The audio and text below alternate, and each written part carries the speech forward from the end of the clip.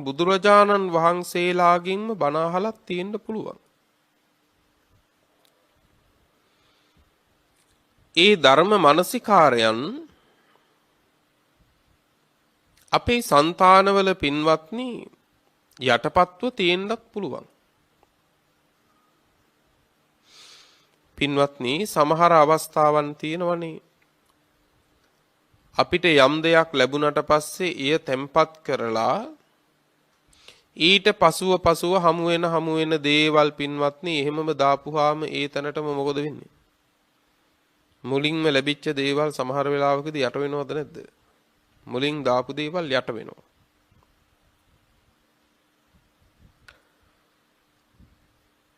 ඒ නමුදු පින්වත්නි යම් කාලෙක ඒ උවමනාදී හොයාගන්න පුළුවන්. හැබැයි යම් පරිශ්‍රමයක් දරන්න වෙනවද නැද්ද? යම් පරිශ්‍රමයක් දරන්න වෙනවා. හැබැයි ඒ තැම්පත් කරන දේවල් අනුපිළිවෙලකට තැම්පත් කළොත් හොයාගන්න ලේසිද නැද්ද උවමනාදී? උවමනාදී සොයාගන්න ලේසි. අපි දැන් එහෙම වැඩපිළිවෙලක් ආරම්භ කරන්න ඕනේ. පෙර බුද්ධ ශාසනවල සම්මා සම්බුදුරජාණන් වහන්සේලාගෙන් පවා අපි ධර්ම ශ්‍රවණය කරලා තියෙන්න පුළුවන්. හැබැයි පංච නීවරණ ධර්මයන්ට යට වෙච්ච අපේ ඒ ධර්ම මානසිකාරයන්ද යටපත් වෙලයි තියෙන වෙනත් නේ. ඒ නිසා තවත් වාරයක ධර්ම ශ්‍රවණය කරන්න ඉඩක් ලැබුණම ඒ ලැබෙන වාරයේ ඔබ දක්ෂයෙක් වුණොත් නීවරණ ධර්ම දුරු කරගෙන ධර්ම ශ්‍රවණය කරන්න පෙර බුද්ධ ශාසනවල අහපු ධර්ම කාරණයන් පවා පින්නතුනේ නිදුකින් මනසට නැගෙන්න අවකාශ සැලසෙනවා. ඒක අපි දක්ෂයෝ වෙලා අපිම කරගත යුතු කටයුත්තක්. දැන් මේ ශාසනයේ හිටියා ධම්ම ශවණීය කියලා රහතන් වහන්සේ නමක්. කුද්දක නිකායේ අපදාන පාළියේ මේක සඳහන් වෙන්නේ. ධම්ම ශවණීය හාමුදුරුවෝ පෙර බණක් ඇහුවේ පින්වතුනේ පදුමුත්තර කියන බුදුරජාණන් වහන්සේගෙන්. ඒ කියන්නේ මීට බුද්ධ ශාසන 14කට එහා පැත්තේ. කල්ප නෙවෙයි බුද්ධ ශාසන 14කට එහා පැත්තේ. එදා බණ ඇහුවෙත් නිවන් දකින්න හිතාගෙන ධර්මාවබෝධය කරන්න හිතාගෙන නෙවෙයි. මේ උත්තමයා කියන බණේ මොකද්ද කියලා බලන්න. එදා උන්වහන්සේ දේශනා කළේ අනිත්‍ය පිළිබඳව. නමුත් එතන ඉඳලා නොඑක් වාරවල ජීවිතයේ ඒ අනිත්‍ය මනසට නැගුණා. මේ එදා මේ ධම්මසවණීය හාමුදුරුවෝ ජටිලයෙක් වෙලා හිටියේ. මේ ජටිලයට මේක මනසට නැගුණා. මෙහෙම බුද්ධ ශාසන 14ක් ගත කරගෙන ඇවිල්ලා ගෞතම සම්මා සම්බුද්ධ ශාසනයේදී දරුවෙක් හැටියට කුලගේක ඉපදුනා. ඒ දරුවගේ පියතුමාට අපේ සම්මා සම්බුදුරජාණන් වහන්සේ අනිත්‍ය පිළිබඳවම දේශනාවක් කරනකොට මේක අහගෙන ඉඳපු අවුරුදු 7 මේ දරුවා පෙරත් බුද්ධ ශාසනයක බුද්ධ ශාසන 14කට එහා පැත්තේ අනිත්‍ය ගැනම බණ අහලා තිබුණා. ඒ ධර්ම සංඥාව නැගුණා පින්වත්නි මනසට. ඒ දේශනාව ඉවර වෙනකොට මේ දරුවා පින්වත්නි මාර්ගඵල අවබෝධය කළා. ඒ නිසා අපි ඇසූ පිරූ ධර්මයන් තියෙන්න පුළුවන්. හැබැයි ඒ ධර්ම මානසිකාරයන් ඒ ධර්ම සංඥාවන් යටපත් වෙලා තියෙන්නේ කාමච්ඡන්දයෙන්, ව්‍යාපාදයෙන්, තීන මිද්ධයෙන් ආදී නීවරණ ධර්ම වලින්. ඒ නීවරණ ධර්ම දුරු කරගෙන බැහැර කරගෙන පින්වත්නි ධර්ම ශ්‍රවණය කරන එක ඊටාම වැදගත් පින්වත්නි. මේ මොහොතේ දේශනා කරන ධර්ම කාරණේ වටහා ගැනීමටත් ඒ වගේම පෙර ඇසූ පිරූ ධර්ම කාරණාවන් අවබෝධ කර ගැනීමටත් ඒ කාරණා දෙකම සඵල කර ගැනීමේ අදහසින් එකඟ වූ සිත් ඇතිවම පින්නතුනේ ධර්ම ශ්‍රවණය කිරීමයි කළ යුතුව තිබෙන්නේ. අද මේ දේශනාවට මාතෘකා කළේ පින්නතුනේ සූත්‍ර පිටකයේ අංගුත්තර නිකායේ සඳහන් වෙන සූත්‍ර දේශනාවක්. අංගුත්තර නිකායේ සත්තක නිපාතේ කියලා නිපාතයක් තියෙනවා. දහම් කාරණා 7ක් පිළිබඳව දේශනා තමයි සත්තක නිපාතේ සඳහන් වෙන්නේ. මේ සත්තක නිපාතයේ වර්ග ගණනාවක් තියෙනවා. මහා වර්ගයේ, ධන වර්ගය, සීති වර්ගය, ඊළඟට පින්වත්නි වජ්ජි සත්තක වර්ගය ආදී වර්ග ගණනාවක් තියෙනවා සත්තක නිපාතෙත්. එහි එක වර්ගයක් තියෙනවා පින්වත්නි, ඒ වර්ගයට කියනවා මහා යඤ්ඤ වර්ගය කියලා. මහා යඤ්ඤ වර්ගය. ඒ මහා යඤ්ඤ වර්ගයේහි සූත්‍ර දේශනාවක් තියෙනවා. සූත්‍රයේ නම දාන මහප්පල කියන සූත්‍ර දේශනාව. දාන මහප්පල සූත්‍රය. සූත්‍ර පිටකයේ මොන නිකායේද? අංගුත්තර නිකායේ සත්තක නිපාතයේ මහා යඤ්ඤ වර්ගයේහි දාන මහප්පල කියන සූත්‍රය. යඤ්ඤ කියලා දැන් මේ වර්ගයේ මහා යඤ්ඤ වර්ගයේ යඤ්ඤ කියන්නේ යඤ්ඤ කියලා කියන පින්නන්නේ යාගයට. යඤ්ඤ කියලා කියන්නේ යාගයට. එදා බ්‍රාහ්මණයෝ යාග කළා. වාජපේය, නිරග්ගලාදී නොඑක් පින්වත්නි යාග ක්‍රම තිබුණා. ඒ සමහර යාග ක්‍රම ඇත්තටම බිලි පූජාවන් වගේ. ඒ යාගවල 500ක් විතර පින්වත්නි සත්තු මැරුවා සමහර අවස්ථාවල. දැන් බලන්නකෝ අර ඔබට මතක ඇති පසේ නදි කුසල් මහරජුරෝ පින්නතුනේ භයානක බිහිසුණු සිහින දැක්කට පස්සේ කුසල් රජුරවන්ට පුරෝහිත බ්‍රාහ්මණවරු අවවාද කළේ රාජ්‍යයට අනතුරක් තියෙනවා. ඒ නිසා යාගයක් කරන්න කිව්වා. ඒ යාගය කොහොමද සූදානම් කළේ? එළුව 500යි, මිනිස්සු 500යි, ඇත්තු 500යි, අශ්වය 500යි, බැටළුව 500යි ඔහොම ඝාතනය කරලා ගින්නට දාලා කරන යාගයක්. මේ වගේ යාග තිබුණා එදා. නොඑක් ආකාර යාග. බුදුදහමේ මේ යාග කියන වචනේ බැහැර කරන්නේ නැතිව යාග කියන වචනෙට වෙනත් කටයුත්තක් ආදේශ කළා. බුදුදහම ඇතුළත යාගය කියන්නේ මොකටද? දානෙට. බුදුදහමේ යාගය කියලා කියන්නේ යාගයට පින්වත්නි. ඒකනේ කියන්නේ පින්වත්නි යම් කිසි කෙනෙක් දාණයට පෙර සිත මැද සිත අවසන් සිත වශයෙන් සිත පිරිසිදු කර ගන්නවා නම් ඒක යාගයට සම්පදාවක් කියලා. ඒසා යඤ්ඤස්ස සම්පදා නේද? යඤ්ඤස්ස සම්පදා කියන්නේ දාණයට කාරණා වෙනවා කියලයි. එතකොට එහෙනම් බුදු සමය තුල යාග කියලා කියන්නේ යඤ්ඤ කියලා කියන මොකේද? දාණයට. දානෙට. බුදුදහම ඇතුලේ යාගය තමයි දානෙ පින්වත්නි. එතකොට යාගය කියන වචනේ බුදුහාමුදුරුවෝ බැහැර කළේ නැහැ. මොකද ඒවන් සමාජයක ඒක කරන්න බෑ. තේරුමකුත් නැහැ. ඒ වෙනුවට අපි බුදුරජාණන් වහන්සේ දන් දීම තමයි යාගය කියලා ශාසනයේ ඇතුල් කළා. ශාසනය තුල දේශනා කළා. පින්වත්නි මේ දේශනාව කරන කාලේ බුදුරජාණන් වහන්සේ වැඩ සිටියේ චම්පා කියන නුවර. චම්පා කියන නගරේ නුවර පින්වත්නි ගග්ගරා කියලා පින්වත්නි පොකුණක් තිබුණා. ගග්ගරා කියලා පොකුණක් චම්පා නුවර. ඒ ගග්ගරා පොකුණු තෙරේ තමයි භාග්‍යතුන් වහන්සේ වැඩ සිටියේ. චම්පා නුවර ගග්ගරා පොකුණු තෙරේ තමයි උන්වහන්සේ වැඩ සිටියේ. පින්වත්නි ඔය කාලේ සාරිපුත්ත මහරහතන් වහන්සේ ළඟට ආවා චම්පා නගරේ ඉන්න උපාසක උපාසිකාවෝ. චම්පා නගරේ ඉන්න සදහැවත්තු ඇවිල්ලා ධර්මසේනාධිපති සාරිපුත්ත මහරහතන් වහන්සේට වන්දනා කරලා පැත්තකින් ඉඳලා කිව්වා නේ ස්වාමීනි අපි භාග්‍යවතුන් වහන්සේගෙන් දෙහිමි කතාවක් ඇහුවේ මීට මහා හුඟ කාලයකට කලින් ඊට පස්සෙම අපිට දැහැමි කතාවක් භාග්‍යතුන් වහන්සේගෙන් අහගන්න බැරි වුණයි කිව්වා. බොහෝ කාලයකට කලින් උන්වහන්සේගෙන් බණක් ඇහුවේ. බොහෝ කාලයකට පස්සේ අහන්න බැරි වුණා අපිට. සාරිපුත්ත හාමුදුරුවෝ ඒ වෙලාවේ වදාලා එහෙමද? එහෙමනම් උපාසකවරුනි පොයේ දවසේ ඉන්න කිව්වා. පොයේ දවසේ ඉන්න භාග්‍යතුන් වහන්සේගෙන් දැහැමි කතාවක් අහන්න පුළුවන්.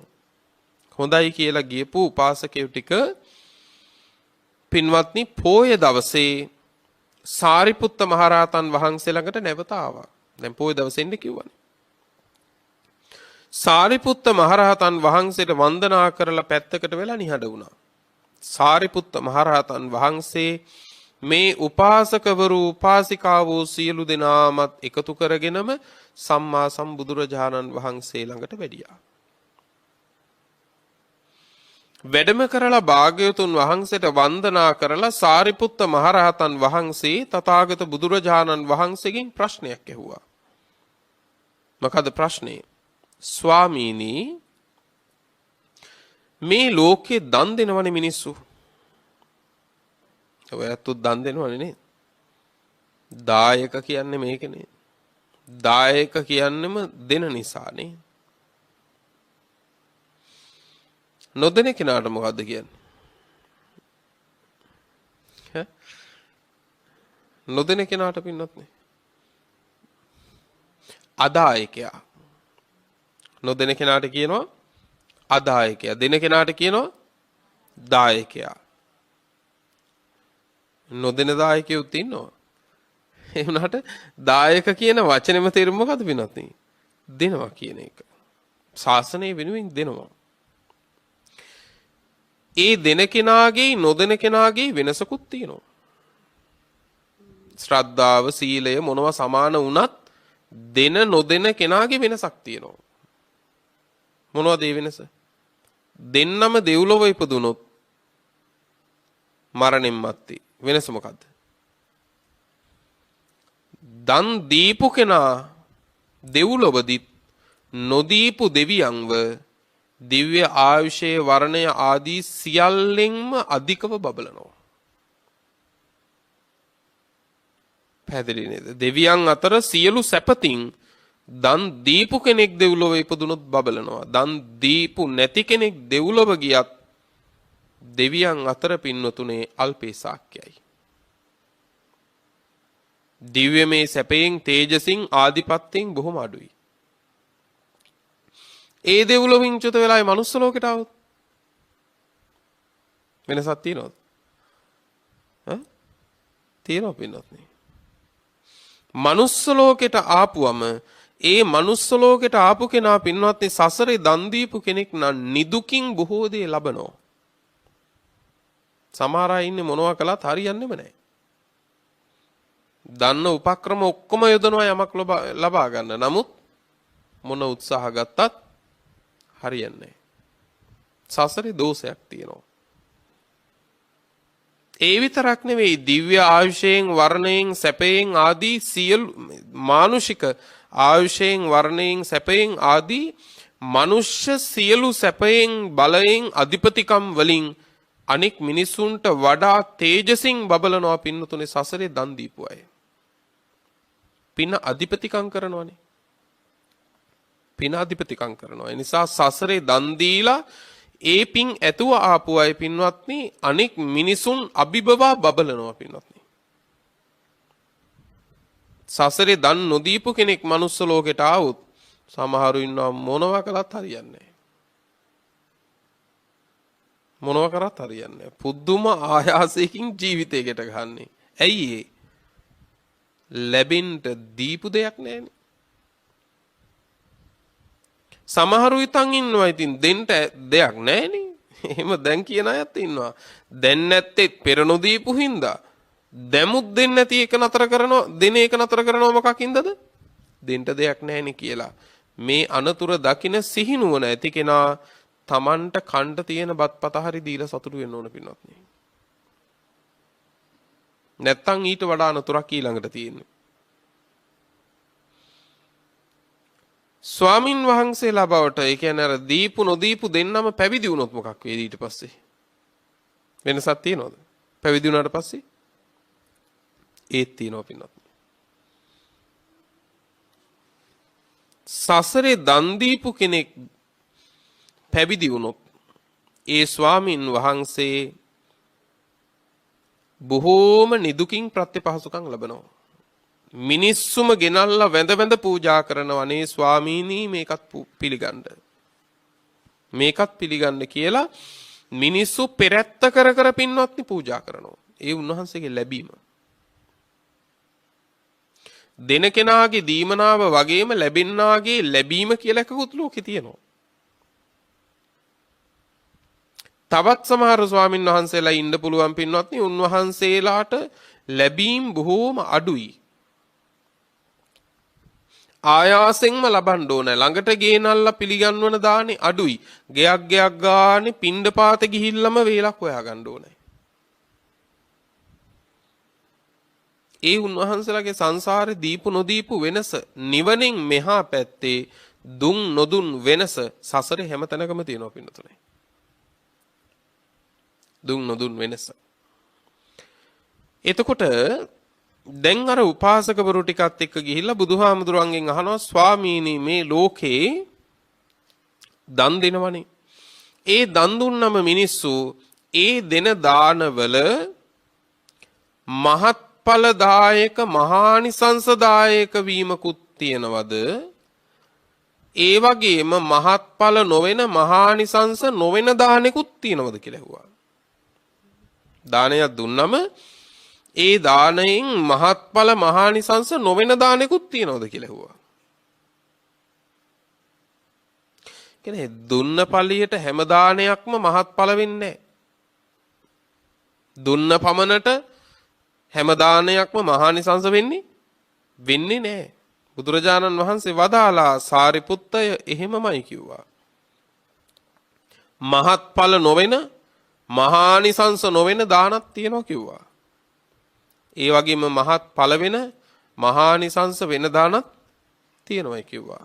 සාරිපුත්ත හාමුදුරුවෝ ඇහුවා ස්වාමීනි එහෙනම් මහත්ඵල වෙන්න දානයක් මහානිසංස වෙන්න හේතු මොනවද?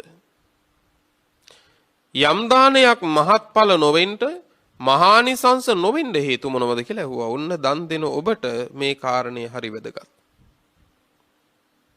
ධනක් දෙනකොට පිරිකරත් හදනවා, ආසනත් හදනවා, පිඟන් කෝප්පත් ඔක්කොම හදනවා, හැමදේම හදනවා. ප්‍රශ්නේ තියෙන්නේ හිත හැදුවද කියන එක. දන් ශාලාව ඔක්කොම හදනවා. හැබැයි ධනට හිත හැදුවේ නැත්නම් හරියට ඒ දානේ මහත්ඵල වෙන්නේ නැහැ. වැටහුණා නේද? කොච්චර සරුම සරු කුඹුරක් වුණත් ගොවියා ගොවිතැන දන්නේ නැත්තම් වැඩ නැහැ පින්නොත් නේ. බිත්තර වී මොනතරම් හොඳ වුණත් කුඹුර මොනතරම් හොඳ වුණත් උදල්ල මොනතරම් මුවහක් තියෙන හොඳ උදල්ලක් වුණත් ගොවියා ගොවිතැන දන්නේ නැත්තම් අස්වනු නෙලයිද? අස්වැන්න බාල වෙනවා. ඒ නිසා දානයකදී බාහිර ඔක්කොම හදනවා වගේම මුලින්ම හදන්න ඕන මොකද්ද? මුලින්ම හදන්න ඕන දන් දෙන තමන්ගේ හිත. හරියට දානයක් මහත්ඵල වෙන්න පිහිට ගන්න ඕනේ. එහෙම පිහිටුවාගෙනම පින්වත්නි කුසලයේ තුල යෙදෙන්න පුළුවන් නම් ඒ දානේ මහත්ඵල වෙනවා. මොනවද එහෙම වෙන්න හේතු කියලා ඇහුවා. බුදුරජාණන් වහන්සේ දේශනා කළා සාරිපුත්ත මේ ලෝකේ සමහර අය ඉන්නවයි කිව්වා සාපේක්ෂව දන් දෙනවා කිව්වා. සාපේක්ෂව දන් දෙනවා කියලා කියන්නේ ඔය සමහර අය ඉන්නේ පින්වත්නි යම් කිසි දෙයක් දීපුහම යමක් ලැබෙනවා කිව්වොත් ඒක ලබන්න නම් මේක දෙන්න ඕනේ කියලා දෙනවා. එතකොට දෙන්නෙම මොකටද? දෙන්නෙම ඒක ලබන්න ඕන නිසා පරලොව. පැහැදිලි නේද? දැන් අපි හිතමුකෝ පින්වත්නි යම් කිසි කෙනෙක් මහා සංඝරත්නයේට සුව යහන් දන් දෙනවා. කොතනින් හරි මෙයා දැනගන්නවා කාරණයක් මොකද්ද? පරලොවදී තාම අගනාර් සුව යහන් ලබන්න නම් සුව යහන් දැන් දන් දෙන්න ඕනේ කියලා. ඒක ලබන්න ඕනකමට දැන් දෙනවා. එතකොට මෙයාගේ මේ දීමනාවේ යටිහිතේ තියෙන්නේ මොකද්ද? මේකේ ඵලය මම පරලොවදී විඳින්න ඕනේ. ඒක ලබන්න නම් මේක දෙන්න ඕනේ. ඒක ලබන්න නම් මේක දෙන්න ඕනේ කියලා දෙන්න කලින් පින්වත්නි ලැබෙන එකට ගැටේ ගහ ගන්න ඉන්නෝනේ. නේද? එහෙම අවස්ථා තියෙනවා. එතකොට එයාගේ ඒ දීමනාවේ තියෙන්නෙම පින්වත්නි නැවත අපේක්ෂාවක්ද නැද්ද? නැවත අපේක්ෂාවක්. ඔන්න හිත ගලව ගන්න ඕන පළවෙනි කාරණේ. වැටුණානේ? ඒක හිත ගලව ගන්න ඕන කාරණේ. එතනම තියෙනවනේ පින්වත්නි භවයේ පැවැත්වීමේ චේතනාව. සසරේ නැවත තැනක සැප විඳීමේ බලාපොරොත්තුවක් ඒ සැපේ කාම සැපයක් නේ. ඒ කාම සැපයක් විඳීමේ ආයේ බලාපොරොත්තුවක් ඇති කරගෙනද නැද්ද? ආයේ බලාපොරොත්තුවක් ඇති කරගෙන. පින්වත්නි අසුරු සැනක් ගහන මොහොතක්වත් භවයේ වර්ණනා නොකල ශාස්ත්‍රූන් වහන්සේ නමකගේ ශ්‍රාවකයෝ මතු සැප බලාපොරොත්තුවෙන් පින්වත්නි එය ලැබීම පිණිසම දානෙ දෙනවා. මේක දුන්නොත් තමයි එහෙම දෙයක් සංසාරේ ලැබෙන්නේ කිය. එහෙම වුණාම පින්වත්නි අපි හිතමුකෝ ඒ දුන්න දානානි සංසයත් හේතු වෙලා චාතුරු මහරජික දෙවියන් අතර ඉපදුනා කියලා. දැන් උසස් සැපේකුත් ලැබුණා කියමුකෝ දිව්‍යමය. දිව්‍යමය සැපේ විඳිනවා. දිව්‍යමය සැපය නිට්ටයද අනිත්‍යද? දැන් පින්වත්නි අනිත්‍යයි. නොයේ අවුරුදු 100 ගාණක් හරි අවුරුදු 1000 ගාණක් හරි ඒ දිව්‍ය සැපය ලබලා ආපහු ඊළඟට මොකද වෙන්නේ? ආයෙත් පින්වත්නි මේ මනුෂ්‍ය ලෝකාදී පහත් තැනට ආයෙත් ඉන්න පුළුවන්. එතකොට ඒ දාණය දුන්නට එය ශ්‍රේෂ්ඨ ස්ථානයකටපත් වෙන්න හේතු වෙලා නැහැ. ආපහු වාරයක් මේ මනුස්ස ලෝකෙටම එන්න තමයි හේතු උනේ. ඒ නිසා ඒ දාණය මහත්ඵලදායක නැහැ. වැටහුණා නේද? මොකද සසර ආපහු ඒ දානේ සමර්ථ වුණේ නෑ සසර නවත්වන්න. සසර ගමනට තමයි උපකාර වුණේ. සසර ගමනේ සැප පහසුවට විතරයි ප්‍රමාණවත් වුණේ. එතකොට ඔන්න අපේක්ෂා සහිතව දන් දෙන්න එපා කවදාවත්. ඒ කියන්නේ මේක දුන්නොත් නම් අරක ලැබෙනවා කියලා එහෙම ආපහු ආරයක් තව තැනක බැඳෙන්න එපා. ඒක දානීය ආනිසංස හීන වෙන්න පළවෙනි කාරණය. තවත් සමහරු දන් දෙනවා කිව්වා. ඒ දන් දෙන්නේ කොහොමද? මොනවා වුණත් ඉතින් දන් දෙන එක හොඳයිනේ කියලා දන් දෙනවා. එයාගේ වැටහීම් මාත්‍රය ඔහු තෝරා ගන්න මට්ටම එපමණයි. ඉතින් දන් දෙන එක හොඳයිනේ මොනවා වුණත්. එතකොට එයා කර්මඵල අදහන්නෙත් නැහැ. පින්වත්නි සසරින් නික්මීමක් ගැන සිතවිලි මාත්‍රයක්වත් පහල කරන්නෙත් නැහැ. ඉතින් දෙන එක හොඳයිනේ දන් දෙන එක හොඳයිනේ කියලා හොඳ නිසා දෙනවා. එහෙම වැටහීමක් තියෙනවා. ඉතින් සමහර අය කියන්නේ ඉතින් කමන්නේ ඔන්න ඔය දීලා දාමු ඉතින් දෙන එක හොඳයිනේ කොහොම වුණත්. එහෙම දෙන අවස්ථා කියවෙන අවස්ථා ඔබට තියෙනවද නැද්ද? තියෙනවා. මතක තියාගන්න ඒක දුන්නත් ආනිසංසය හීනයි. එහෙම දුන්නත් ආනිසංස හීනයි. ඔන්න ඔහි දීලා දාමු කියලා දානවනේ. දීලා දාමු කියලා. එහෙමම තියෙනවා. එතකොට ඒකේ ආනිසංසය හීනයි පින්වත්නි. මහත්ඵල වෙන්නේ නැහැ. ආනිසංසයෙන් මහ වෙන්නේ නැහැ. අල්පයි හීනයි.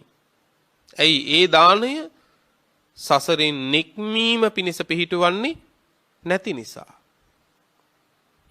මේ ශාසනය මතක තියාගන්න සසර පවත්වන්න නෙවෙයි අනුග්‍රහ කරන්නේ. මේ ශාසනය අනුග්‍රහ කරන්නේ සසර නවත්තන්න. මේ ශාසනයේ සෑම කාරණයක්ම අපි පින්වත්නි පවත්වන්න ඕන සසර නැවැත්ම කෙරෙහි. සසර පැවැත්ම කෙරෙහි නෙවෙයි. සසර පැවැත්ම පවත්වන්න නම් අපිට බුදුවරු පහළ වෙන්න ඕනේ නැහැනේ ලෝකේ. සසර පැවැත්ම කරගන්න නම් පින්වත්නි බුද්ධ ශාසනයක් ඕනද අපිට? එහෙම ඕන නැහැ පින්වත්නි. ඒ නිසා මේ දාණය හොඳ දෙයක් නේ. ඉතින් ඒකින් හින්දා දෙනවා කියලා ඒ මාත්‍රෙන් දුන්නා කියලත් මේක මහත්ඵලදායක වෙන්නේ නැහැ. තුන්වත්වගෙන එනවා අම්මා තාත්තා කරපු නිසා. අපි හිතමුකෝ දැන් මාසිකව දෙන සලාක බතක් තියනවා කියලා. මාසිකව දන් දෙන සලාක දානයක්. අනේ අපේ අම්මා තාත්තා දුන්නා කියලා දෙන අයත් ඉන්නවා.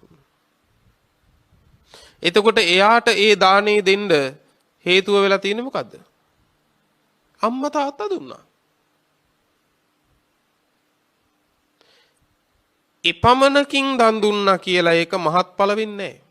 මොකද ඒක අම්මා තාත්තා කරගෙන ආපු නිසායි අපිත් කරගෙන යන්නේ. අම්මා තාත්තත් අපේ ගෙදර වාර්ෂිකව දානයක් දුන්නා. ඒ හින්දා ඉතින් ඒක කඩ කරන්න බෑනේ කියලා අම්මා තාත්තා කරපු හින්දා දෙනවා. නේද? අම්මා තාත්තා කරපු නිසා දෙනවා. ඒක හරියට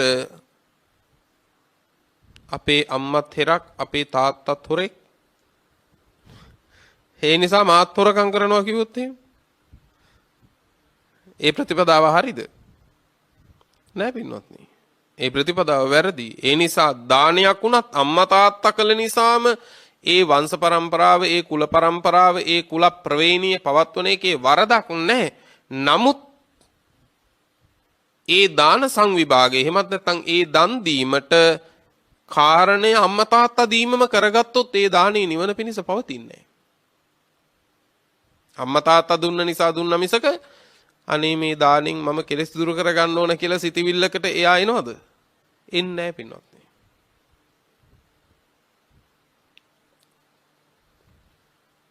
අපේ ගෙදර හැමදාම අපේ අම්මා බුදුන් වැඳා තාත්තා බුදුන් වැඳා ඒ හින්දා අපේ ගෙදර බුදුන් වඳිනවා කියලා බුදුන් වැඳට ඒක බුද්ධ වන්දනාවක් වෙයිද?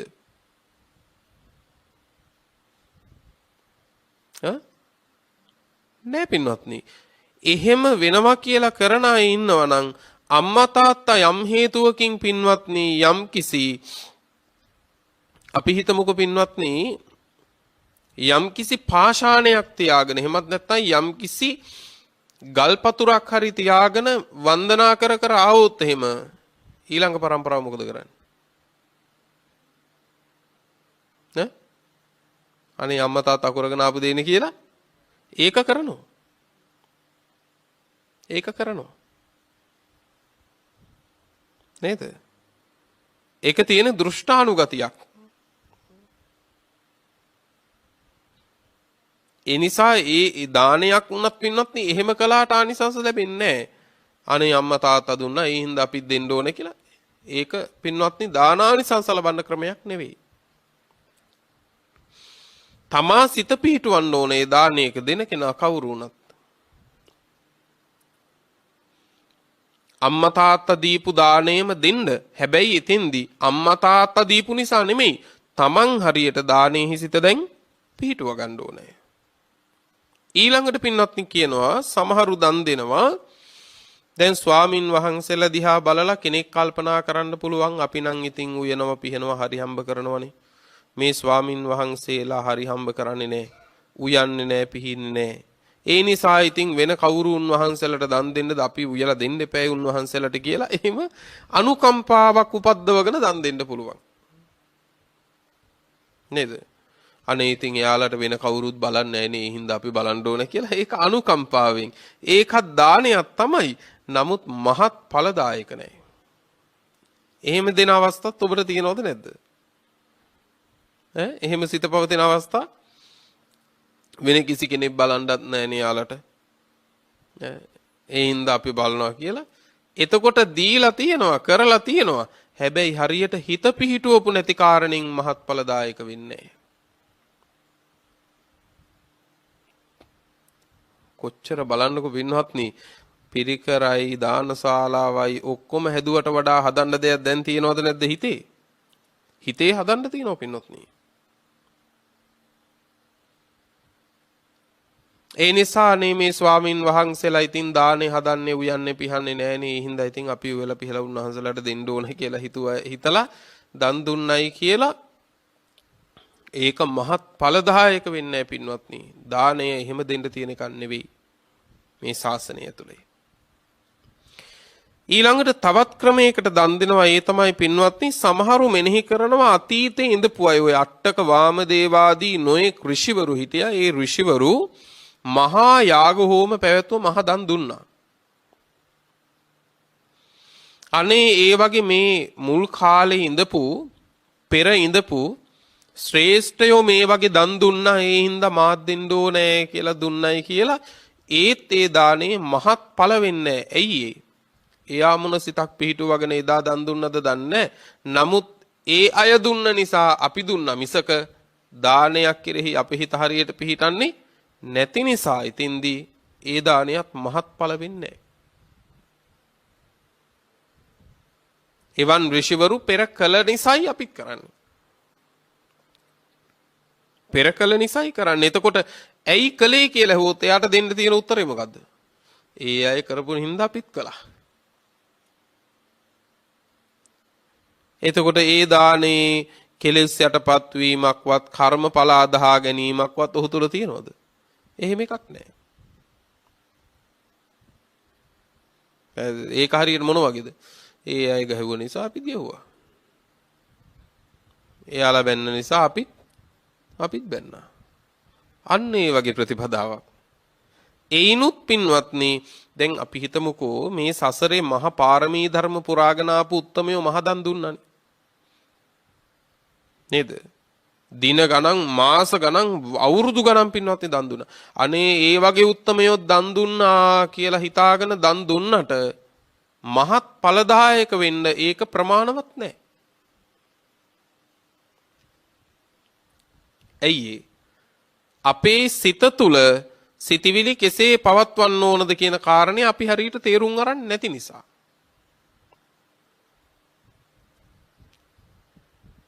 හරි. දැන් මනුස්ස ලෝකේ හැමෝම ගෙයක් දොරක් හදනවා. ඒ හදන ගේ දොර හැම වෙලාවකදීම මිනිස්සු ගෙවල් හදන බව ඇත්තයි. හැබැයි ඔබ ඔබේගේ හදනකොට ඔබට හදන්න වෙන්නේ පින්වත්නි ඔබට උවමනා පරිද්දෙන්ද නැද්ද? ඔබට උවමනා පරිද්දෙන්නේ. පැහැදිලි නේද? එතකොට පින්වත්නි අන්න ඒකයි තමන්ට ඒ දාණය දෙනකොට එතෙන්දි තමන් හරියට හිත පිහිටුව ගන්න ඕනේ. එතකොට පෙර ඒ වගේ ඍෂිවරු ආදී මහ ශ්‍රේෂ්ඨයෝ මේ දන් දුන්නා. ඒ හින්දා මමත් ඒ දානේ ඒ නිසාම අපිත් දෙන්න ඕනේ කියලා එහෙම දුන්නයි කියලා දාන චේතනා හරියට පිහිටුවන්නේ නැති නිසා පින්වත්නි ඵලදායක වෙන්නේ නැහැ. ඊළඟට තවත් දානයක් තියෙනවා පින්වත්නි. සමහරු දන් දෙනවා අනේ මේ දුන්නම හරි සතුටුයි. මගේ හිත හරියට පැහැදෙනවා දන් දුන්නම. මගේ හිත ලොකු සැහැල්ලුවකට එනවා. හිත පැහැදෙනවා. හිත සතුටු වෙනවා. මං ඒ හිත සතුටු වෙන්න දන් දෙනවා කියලා. එහෙමත් වෙන අවස්ථා ඔබට තියෙනවද නැද්ද? නෑ. තියෙනවා පින්නද? සමහරු කියන්නේ අනේ දන් දුන්නේ නැත්තම් පහුවදාට හරි දුකයි. අනේ අපි සලාක දානේ එදාට දෙන්න බැරි වුණොත් එහෙම හරි දුකයි. හරි කනස්සල්ලයි. එතකොට එයාට දන් දුන්නම හිත සතුටු වෙනවා. දන් දුන්නම හිත පැහැදෙනවා, ප්‍රසන්න වෙනවා. ඒකට තමයි එයා දන් දෙන්නේ. ඒකත් දානයක් තමයි. ආනිසංස තියෙනවා. හැබැයි මහත් ඵලදායක ආනිසංස නැහැ. ඇයි? එයා බලාපොරොත්තුනේ දානින් හිත සතුට විතරයි. හිතේ පැහැදීම විතරයි. ඒක සසර නැවැත්ම කෙරෙහි පිහිටුවගෙන නැහැ. දැන් තේරෙනවා ඇතිනේ ඔබේ හිත කොහොමද පත් වෙන්නේ කියලා දානයක් දෙන්න හිතනකොට. ඔය කිව්ව ක්‍රමවලට අහු වෙනවද නැද්ද? ඔය කිව්ව ක්‍රමවලට අහු වෙනවා. ඒවයි ආනිසංස තියෙනවා නැත්තේ නෑ. හැබැයි සම්බුද්ධ ශාසනයක පෙන්වන විදිහට ඒක මහත් ඵලදායක සසරෙන් නික්මීම පිණිස පවතින දානයක් බවට නම් පින්වත්නි පිහිටන්නේ නැහැ. බුදුරජාණන් වහන්සේ වදාලා සාරිපුත්ත මේ ලෝකේ යමෙක් දානයක් දෙනවා. ඒ දානේ ඔහු දෙන්නේ අපිචකෝ චිත්තාලංකාරං චිත්ත පරික්කාරං. චිත්තාලංකාරය පිණිස චිත්ත පරිස්කාර පිණිස සිතට පිරිකර පිණිස සහ සිතට අලංකාර පිණිස දන් දෙනවා කිව්වා. මේ කියන්නේ මොකක්ද? බුදුහාර මේක විස්තර කරනවා දේශනාවේ. යම්කිසි කෙනෙක් දන් දෙනකොට හිතනවා මම සමත විදර්ශනාවට මගේ සමත විදර්ශනාවට මේ දන් දීම උපකාරයක් වෙනවා, ආලෝකයක් වෙනවා, හේතුවක් වෙනවා. දැන් පිරිකරක් කිව්වම දැන් ස්වාමීන් වහන්සේලාට පිරිකර පූජා කරනවානේ. එතකොට පිරිකරකින් කරන්නේ පින්වත්නි මගේ පැවිද්දට අනුග්‍රහයක්. නේද? ඔබ අපිට පූජා කරන පිරිකර. ඒ පිරිකර කියන්නේ මගේ පැවිද්දට අනුග්‍රහයක් නිසා. එහෙනම් පිරිකරෙන් කරන්නේ මොකද්ද? පැවිද්දට අනුග්‍රහයක්. එතකොට පිරිකරයකින් කරන්නේ අනුග්‍රහය සැලසීමක්. චිත්ත පරික්කාරං කියලා කියන්නේ මොකද්ද? යමෙක් සමත භාවනාවක් සිත එකඟ කිරීමක් ඒ වගේම විදර්ශනාවක් වඩනවා නම් ඊට අනුග්‍රහයක් වෙනවා දන් දීම. වැටහෙනවද? ඊට අනුග්‍රහයක් වෙනවා දන් දීම. ඒ කියන්නේ දන් දෙනකොට පින්වත්නි ඒ දන් දෙන කෙනා තුල පින්වත්නි ගුණ සමූහයක් ඇති වෙනවා. දැන් එතකොට මේ කාරණෙන් අපි තේරුම් ගන්න ඕන ඊටාම වැදගත් කාරණයක් තියෙනවා. මොකද්ද? යම්කිසි කෙනෙක් පින්වත්නි දන් දෙන්න ඕනේ. දන් දෙනවා වගේම වැදගත්ම කාරණයක් භාවනාව සමත වශයෙන් හරි විදර්ශනා වශයෙන් හරි ආරම්භ වෙන්න ඕනේ. ඒ අරමුණ නිවන අරමුණු කරගත්තු ශ්‍රාවකයා සීලෙන් නතර වෙන කෙනෙක් නෙවෙයි, සමාධියෙන් නතර වෙන කෙනෙක් නෙවෙයි, දානෙන් නතර වෙන කෙනෙක් නෙවෙයි. ඔහු පින්වත්නි නිවන අරමුණු කරගෙන පිළිවෙත පුරන කෙනෙක්. එතකොට ඒ දෙන දාණය මට සමත විදර්ශනාවට උපකාරයක්, අනුග්‍රහයක්. ඒ සිතේ තියෙන ඇලීම්, සිතේ තියෙන බැඳීම්, සිතේ තියෙන අල්ලා ගැනීම දුරු වෙනවනේ. යමෙකුට දෙනවා නම් ඔහු කෙරෙහි ද්වේෂයකින් දෙන්න බෑ. ඔහු කෙරෙහි මෙත් සිතක්ම ඇති වෙන්න ඕනේ. එහෙනම් ලෝභය යටපත් වෙනවා, රාග ඇලීම් දුරු වෙනවා, ද්වේෂය දුරු වෙනවා. මේ දානයෙන් ආනිසංස තියෙනවා කියලා කර්මඵල අදහනකොට පින්නතුනේ අමෝහයත් ඇති වෙනවා, මෝහය දුරු වෙනවා. එතකොට කෙලෙස් ධර්ම දුරු කරගන්න, කෙලෙස් ධර්ම යටපත් කරගන්න දානීය උපකාර කරගත්තම පින්නතුනේ වඩන සමතයක් වෙයි නම්, වඩන විදර්ශනාවක් වෙයි නම් ඊට අනුග්‍රහ වෙනවා දානය. දානාදී පින්කම් කිරීමෙන් උපදිනා සතුට, ඒ සතුට උපකාරයි පින්වත්නි හිත එකඟ කරගන්න.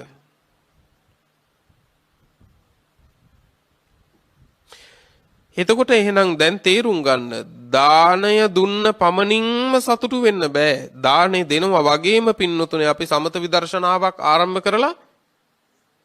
කරලා තියෙන්න ඕනේ.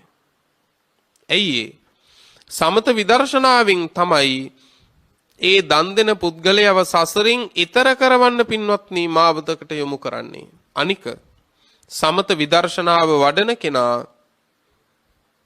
පින්වතුනේ ඒ දානේ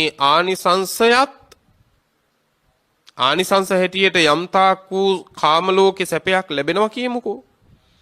ඒ සැපයත් පින්වතුනේ උපාදානය කරන්නේ නැහැ. සබ්බේ සංඛාරා අනිච්ඡාති කියලා කිව්වම සියලු සංස්කාර ධර්ම අනිත්‍යයි. සංස්කාර ධර්ම කියලා කියන්නේ දුවා දරුවෝ ගේ දොර යාන වාහන විතරක් නෙවෙයි, කරපු පිනත් සංස්කාරයක්.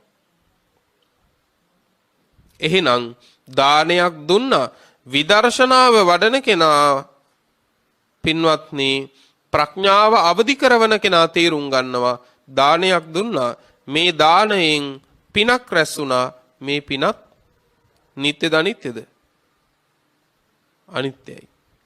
ඒ පිනෙන් උපදින්නා වූ දිව්‍ය සැපයක් වුණත් මනුෂ්‍ය සැපයක් වුණත් ඒ සැපයත් අනිත්‍යයි. පිනත් අනිත්‍යයි, පිනෙන් උපදින සැපයත් අනිත්‍යයි.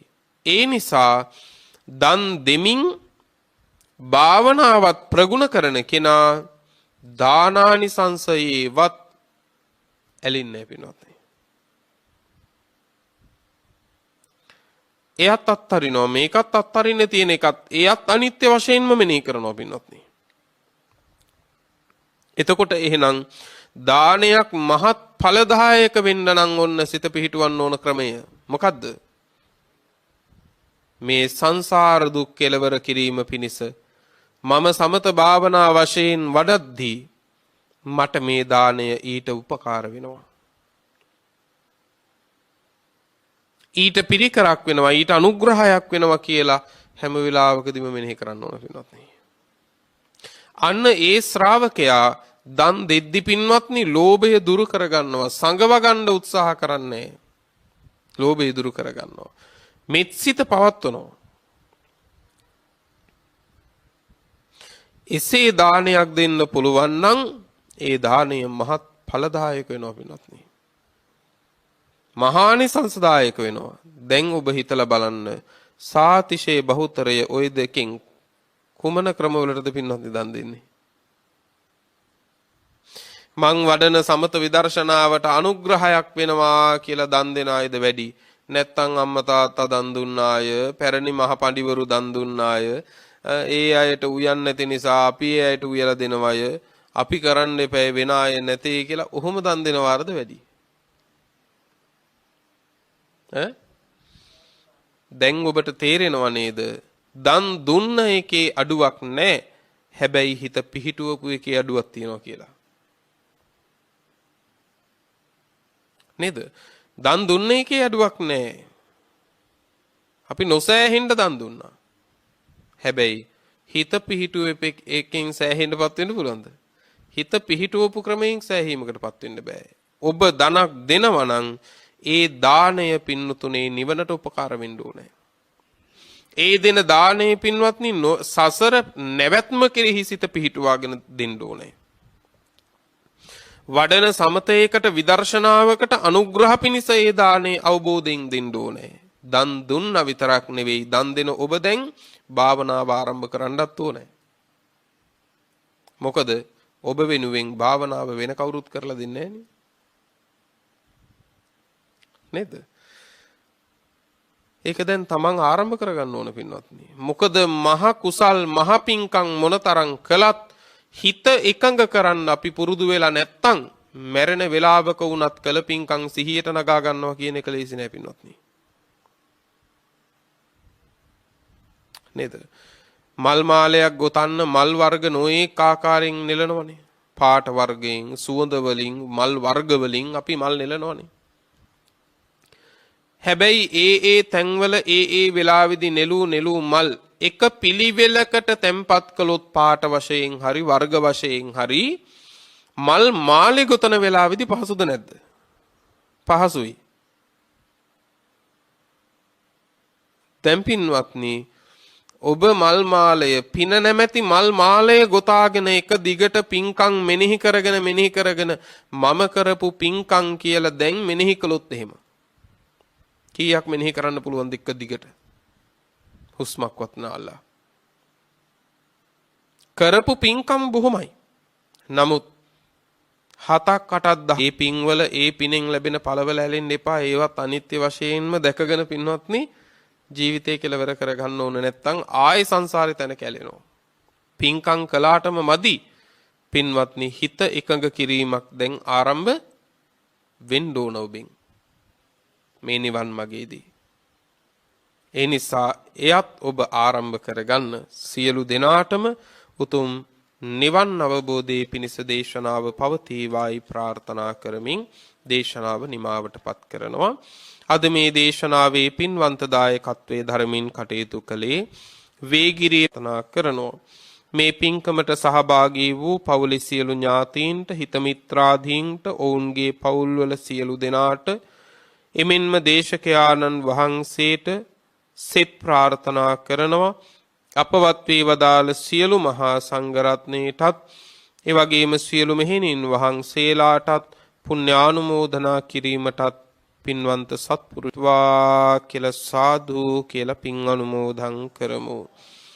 දේශනාවේ දායකත්වයේ දරූ එමෙන්ම ධර්ම ශ්‍රවණය කළ සියලු දෙනාටත් නිදුක් නිරෝගී භව චිරජීවනය සැප ජීවනය උදා වේවා. බුද්ධාදී මහෝත්තමයන් වහන්සේලා නිවුණු සැනසුණු අමා මහ නිවන අපටත් මේ කුසල බලයෙන්ම ලැබේවා කියලා සාදු කියලා ප්‍රාර්ථනාවන් ඇති කර ගනිමු. ලොව සසුන සුරකින්න සියලු සම්මාදිට්ඨික දෙවියෝද මේ පින් අනුමෝදන් වෙත්වා. ප්‍රාර්ථනීය බෝධීන්ට පැමිණ දෙවියෝද උතුම් නිවනින් සැනසෙත්වා කියලා සාදු කියලා දෙවියන්ටත් පින් අනුමෝදන් කරමු. ආකාසට්ඨා ච බුම්මට්ඨා දේවා නාග මහිද්దికා